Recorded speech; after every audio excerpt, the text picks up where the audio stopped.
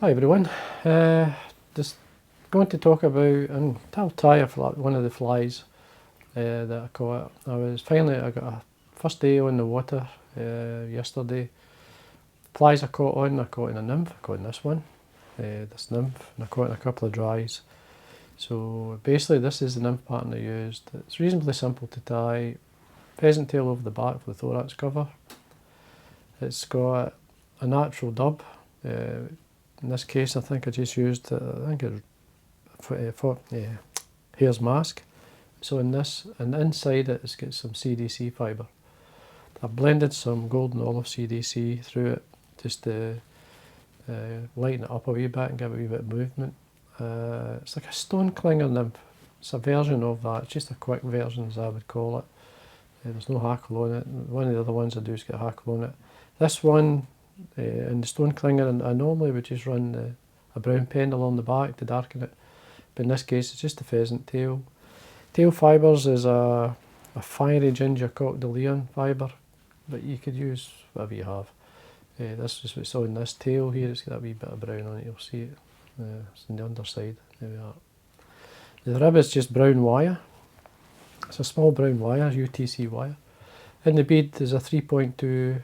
Now it's a tungsten bead, whether it's got this wee groove in it or a slotted bead or so, but basically it doesn't matter. But it's a 3.2 tungsten, it's a metallic brown, as you can see it's that brown colour. Great wee fly. The first two fish I caught was on this. I didn't get many, I think I had 6 fish. I had actually 5. I caught the same fish twice, believe it or not. I caught it on this and then I caught it on the dry. This dry here, so I did. Amazing. It was an hour after it, and if you look in the video, you see the giveaway was the tail. It had a part of its tail was missing. I mean, these are not stock fish; these are wild fish. It's just obviously someone's had a go at it, and it's got away. But anyway, that was a nymph. Now it's tied, believe it or not. It's actually tied on. I wanted the wide gape in this hook, and what I normally do is I just use like the check nymph. I've got one line just to show you. Check nymph. Now that's I think it's a size 14, that one.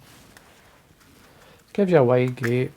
You don't, I mean, you can use I've got a jig hook, so I just like this hook. It's a great hook. I've got many fish on it. You can get it heavy or you can get it sort of light. This is the hook here. You see it's nice and wide gape.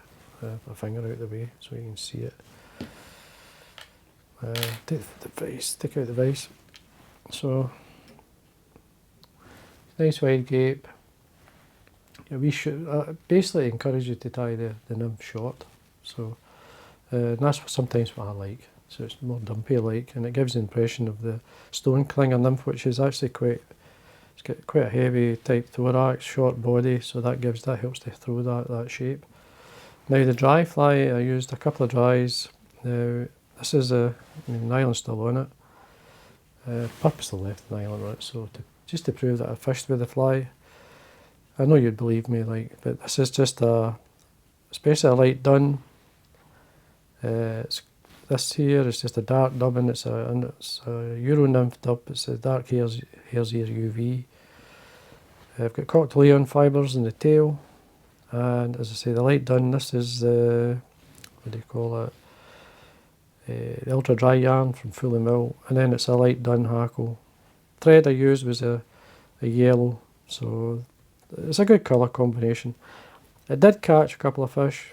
And I did use it to support this nymph. It held this nymph up, even though it's a 3.2mm. It's okay.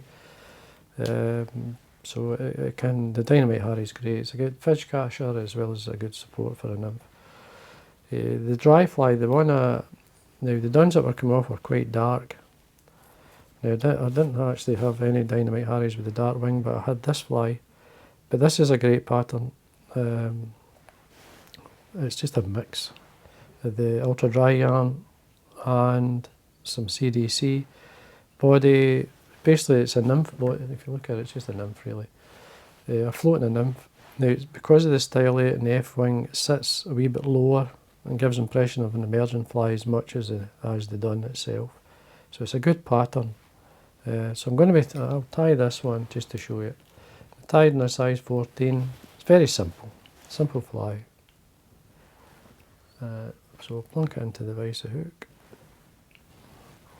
Just centre my camera a wee bit, sorry about this, I'll just move it across. Make sure the light's okay, yep. Once you change the fly, I mean I had that big fly on there, it sits a wee bit higher, so the light it changes in the camera anyway. So thread colour I used, in this case I used the olive dun. It's got a nice colour, it's got kind of dark olive, like medium to dark. So basically you start at the eye. I usually come down about the thorax length, which is there. Tail fibres, use the Croc de Leon. This is a medium Pardo. Now this is a whiting medium Pardo feather. It's from a saddle. So you bring the fibres 90 degrees from the stem, and don't be shy with it. I like a few fibres. Because you are representing the nymph coming off, so you could have a shock coming trailing from it. So you want at least the hook length off the bend of the hook. Best sometimes just to catch it on the way down. Just take your thread to just the point before it goes round the bend, come underneath the fibres, pull the thread towards the eye, and this will separate the fibres slightly. Now you could leave it like that, but I'd like to open the fibres out a wee bit, just a wee touch. Now the rib of the fly, I recently did another olive pattern there, and I used this is what I used. This is the Uni-Mylar in clear, so it's at number 14, but as far as I believe they only do one size. It's this clear. Now what I do is I take it off, take a roll, a couple of turns away, put it back into the wee slot. Because of this fly I like to stretch it, to reduce it by around about, it goes by half. On a thinner rib, that's the way to do it. Trim it away. When you catch this on, I'm just going to catch it on about, normally I would catch it the full length of the body, but I'm just going to catch it up, maybe 3 mil or so up. Bring the thread to this point here, because I want it to start off with a bare thread. Now the body, I used this material here. This is the olive dun, it's the ultra dry dub from Uni-Mylar. It's a Uni-Mylar product. It's a lovely colour. It's a nice blend, you know, you can see it there. So, and it dubs really well. Just lightly dub it onto your thread. You want to taper it up. You can put it on as thin or as thick as you like.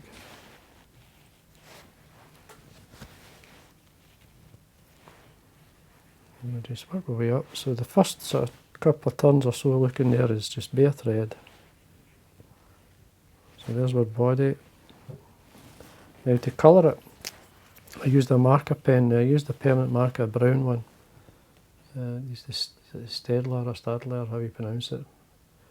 So this is the one I like to use. It really keeps it strong, put it that way. Got to use the tip of it. This basically gives you a quill effect, if you want to call it that. So we start off quite close and we spread it out. So there we are. So that's your body. Make sure it's secure. Trim away. Now for the wing, there's a mix of CDC and this yarn here, the ultra dry yarn. This is how it looks. I mean, if you look at it, there is, as I say, there's a brown in it, but it's like a dark dun. Really good. So I take a single strand out. Now this is very F-fly-like, so basically it's an F-fly pattern. So if you imagine, you just catch it on the top, 2 or 3 turns down. There's the main length, then I just basically fold this back. So I do it, and then you're looking to trim it the length of the wing. Which is just to, like, if you imagine the wing there, just to the back of the hook, just slightly by it. So that there will flare out. Sometimes I prefer just to be a wee tiny bit of dubbing in there just to tidy that area up. And as well, if you lift the wing, take a wee turn behind the wing just to lift it a wee bit.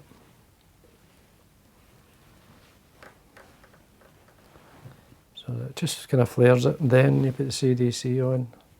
Now I'm using a natural grey. Now you could put on, depending on the size of the feathers you have, it's 2 medium to large feathers,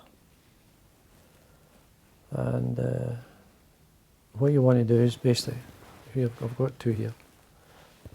You see the natural curve, I want them to curve away from one another. So obviously I'll make sure they're lined up and curving away. You pull the fibre together with your fingers, tighten it up. Now you tie just basically the length of the wing really. So if you imagine tying it there, right on top with the curves, you want the curve of the fibre to come away from either side of the hook. So it gives you an impression of a split wing. Though I'm not really bothered about that too much. So I just position them. See how they're sitting. These blend together, so when it's in the water it doesn't really matter how they're sitting. The length you can actually pull in a wee bit if it's too long. Now the duns that's coming off the now are quite dark, spring olives really, but they're quite dark. So the natural grey CDC is the ideal colour for it, as well as that brown olive, or brown dun I think as they call it. Now I'm waxing my thread, make sure this is tied in. And then I usually like to finish with a bit of dubbing in the front. Same dubbing I've got in the body, just lightly dub it on. Now you want to work from the eye, head length away from the eye, say. Get it to sit the way you want, just work up towards it. Gives it a very kind of more nymph-like, emerger-like look. Just going to draw back the fibre here. Just lightly draw it back as you wind your thread through. Now you want to tie these, well, you can tie them any size really, but the main size at this time of year, but this is a 14. I would go a size smaller as well. There's anything going forward, just pull it back and let it finish. Thread snapped there, but it's fine. Now you could just leave it the way it is, which is fine. You could actually slightly brush up some of the dubbing into the wing, and then you can come in with your scissors, nice straight cut.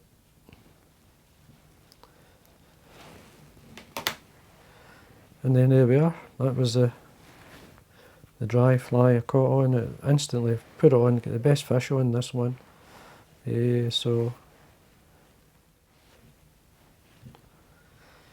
there we are, simple fly. As I say, tie them, this is a 14.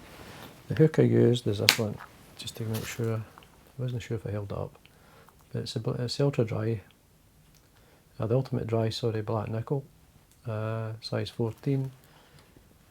I like these hooks, these are really nice. You can see the colour effect you get with the clear, the clear mylar. It used to be called clear wrap. You could buy it for another gentleman at one time. But this is the Uni, which is the one you can buy. Simple fly tie, as I say, and it floats extremely well. Just when you put your floatant on it, make sure you just rub it into the wing. I usually just lift it up into it. So anyway, that's the 3 flies I caught on yesterday. So good patterns. Great fun. So it's good to, I was lucky, I was very lucky, so you don't always at this time of the year get a good start. It's usually a real hit or miss. So anyway, I hope you enjoyed that, and again, thanks for watching.